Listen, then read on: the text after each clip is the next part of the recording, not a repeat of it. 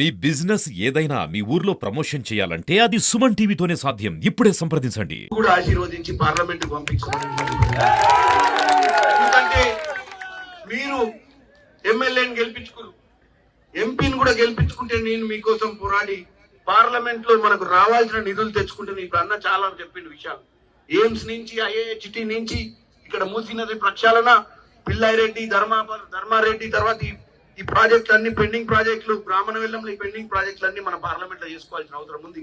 గత 10 ఏళ్ల పాలన బీఆర్ఎస్ కేవలం కమిషన్లకే పనిచేసింది కానీ చిత్తశుద్ధితో ఇంకొక 500 కోట్లు ఖర్చు పెట్టుంటే మన పార్లమెంట్ అంతా ఈ ప్రాజెక్టులన్నీ కంప్లీట్ అయ్యి సస్యశ్యామలం అయ్యేది. కానీ 500 కోట్లు ఖర్చు పెట్టడానికి ఇంట్రెస్ట్ చూపిలే. 1,50,000 కోట్లు పెట్టి కాళేశ్వరం ప్రాజెక్టు కట్టడానికి మాత్రం ఇంట్రెస్ట్ చూపించారు. కానీ ఏమైంది, ఇవాళ మొత్తం కూలిపోయిన పరిస్థితి, దారుణమైన పరిస్థితి.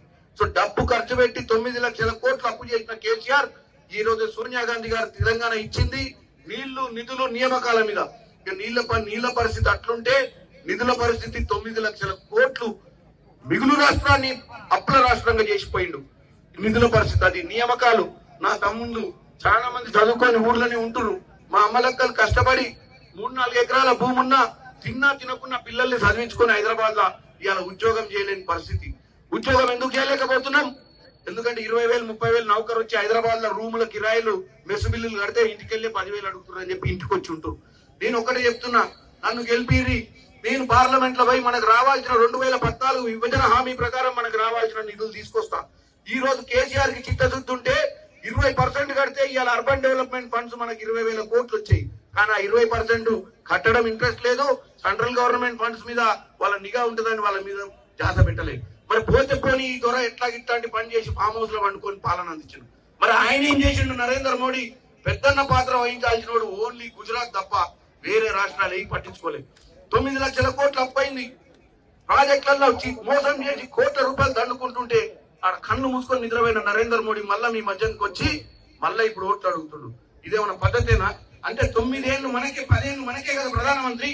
ఇలా మన బతుకులు ఇట్లున్నాయంటే ఆయన కూడా భాగస్వామే కదా. ఆయన చేయాల్సిన పని ఏంది? కేసీఆర్ ని ఏ రోజో చేయలేయాల్సింది ఉండే. కానీ మొత్తం కన్ను మూసుకొని కూర్చొని ఈ రోజు కవితను యాక్టింగ్ చేయడానికి మళ్ళా పార్లమెంట్ ఓట్లు అడుక్కోనికే ఇన్ని రోజులు అరెస్ట్ చేయని కవితని ఇవాళ అరెస్ట్ చేసాడు. కాబట్టి మోడీ కేడీ కేసీఆర్ ఈ 2 జోడే. కాబట్టి మీరు దయచేసి ఎలాగైతే రేపు మా అన్నను గెలిపించుకున్నారో ఎమ్మెల్యేగా నన్ను గెలిపించుకోండి.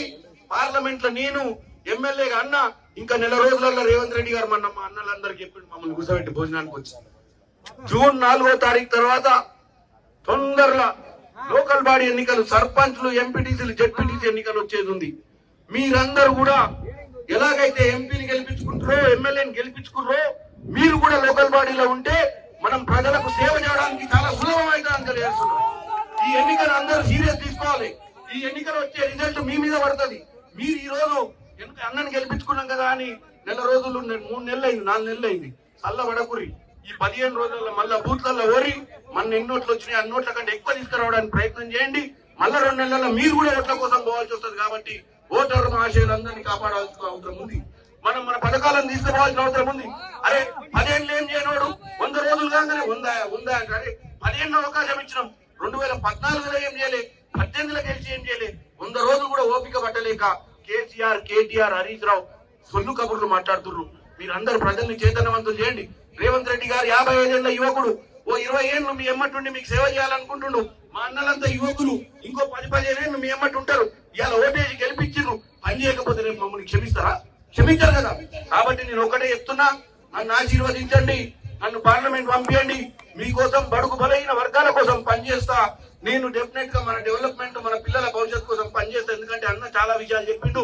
ఇక్కడ ఉన్నటువంటి సమస్యలు గతంలో అన్న 5 ఏళ్ళు ఓడిపోయినాక కూడా మీ ఎమ్మటుండి ఈ సమస్యలన్నీ పరిష్కారం చేసిండు. కాబట్టి నన్ను ఆశీర్వదించండి.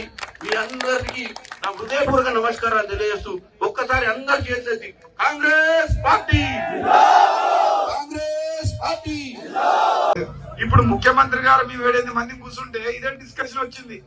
ఇట్లా అన్నామంట పేపర్ లో వచ్చినారు. నేననలేదు, అక్కడ పబ్లిక్ కోరుకుంటుంటే ఒకవేళ అయితే మాత్రం ఈ బీఆర్ఎస్ వాళ్ళందరం జైలు వేస్తా అని చెప్పి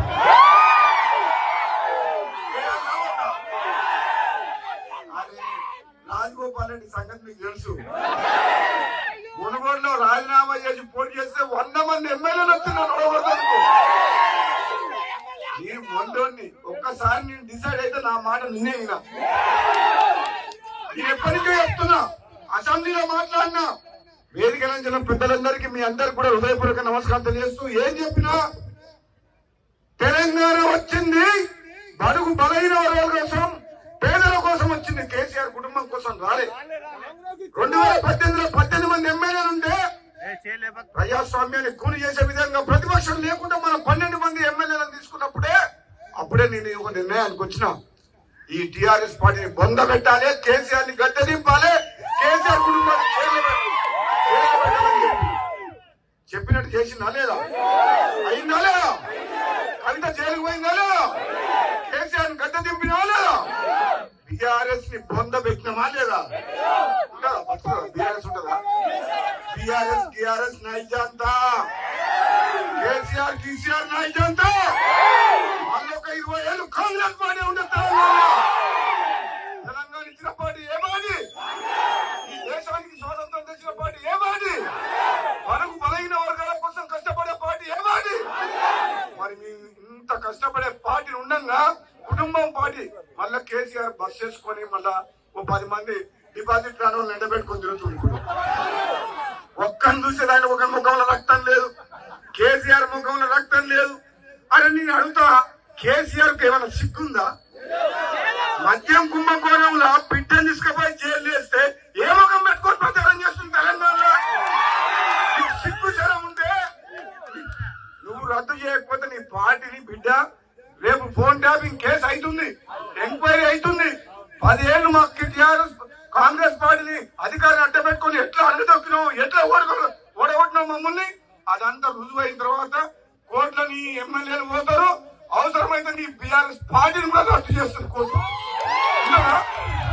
నేనైతే చెప్తున్నా సోదరులారా, మీరు అనిల్ రెడ్డిని గెలిపేయడం మాత్రం మీ అందరికి నమస్కారం చెప్తున్నా. నిజంగా మీ అందరికీ భువనగిరి నియోజకవర్గ కాంగ్రెస్ పార్టీ కార్యకర్తలందరికీ శిరస్సు వంచి నమస్కరిస్తున్నా. ఇది మామూలు విజయం కాదు.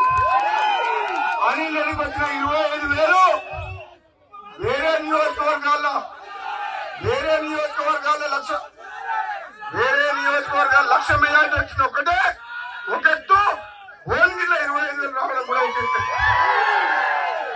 అవతల వాడు తక్కువ కాదు, పైల శేఖర్ రెడ్డి కాదు, పైసలు శేఖర్ రెడ్డి అడ్డవర్గా పెట్టిండు. దేవుని అన్న కూడా మన అన్నిటి దగ్గర కూడా బాగానే ఉన్నాయి. అనిల్ రెడ్డి కాబట్టి తట్టుకుంటు, వేరే కూడా ఎక్కి తట్టుకుంటాడా?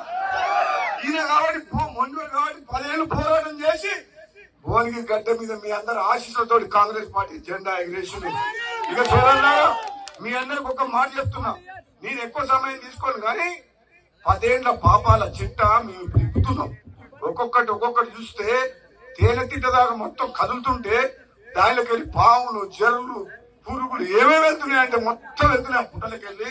నాకు తెలిసినంత వరకు బీఆర్ఎస్ పార్టీ కేసీఆర్ కుటుంబంతో సహా చాలా మంది జైలు పోక తప్పదు. 100% చెప్తున్నా. నేను మాత్రం వదిలిపెట్టా, వాళ్ళని కటకడ లోపలికి వేసాను మాత్రం గ్యారంటీ. ఎందుకంటే 10 ఏళ్ళు అబద్ధాలు చెప్పి 2 బెడ్రూమ్ ఇల్లు కట్టిస్తామని చెప్పి, 3 ఎకరాలు ఇస్తామని చెప్పి, ఇంటికో ఉద్యోగం ఇస్తామని చెప్పి నానా మాటలు చెప్పిండ్రు. ప్రాజెక్టుల పేరు మీద లక్షల కోట్ల అప్పులు చేస్తే నాగార్జున సాగర్ కడితే 70 ఏళ్ల నుంచి చెక్కు చెదరలేదు.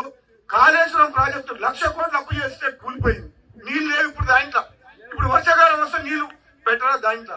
మనం మూసీ ప్రాజెక్టుకు 500 కాదు కిరణ్, ఒక 200 కోట్లు ఇస్తే ఈ కాలువలని లైనింగ్ చేసుకుని వెడల్పు చేసుకుని ఈ పొలాలలో రైతులు బాగు చేసిందా? 10 ఏళ్ళే ఈ జగదీశ్వర్ రెడ్డి ఈ పొట్టి మంత్రికి బుద్ధి లేదా? జిల్లా మంత్రి కదా. అరే కాళేశ్వరానికి ఎన్ని కోట్లు తీసుకపోతే ఈ ఉమ్మడి నల్గొండ జిల్లాలో ఒక 200-300 కోట్లు ముఖ్యమంత్రితో తీసుకురాలేడా? ఏమైనా మందులో చూడబోస్తాను జిల్లా వాడికి రాడు. పైరవి చేసుకొని ఇసుక దందా చేసి పైరవి చేసి సంపాదించుకుంటూ చేసేది కానీ జిల్లాను మాత్రం అప్పుడు చేయలేదు. శ్రీశైలం సొరంగ మార్గం చేసిందా? తిండి లిఫ్ట్ ఇరిగేషన్ కంప్లీట్ చేసిందా? ఏం పని చేసింది ఇక్కడ? అంత ముందుకు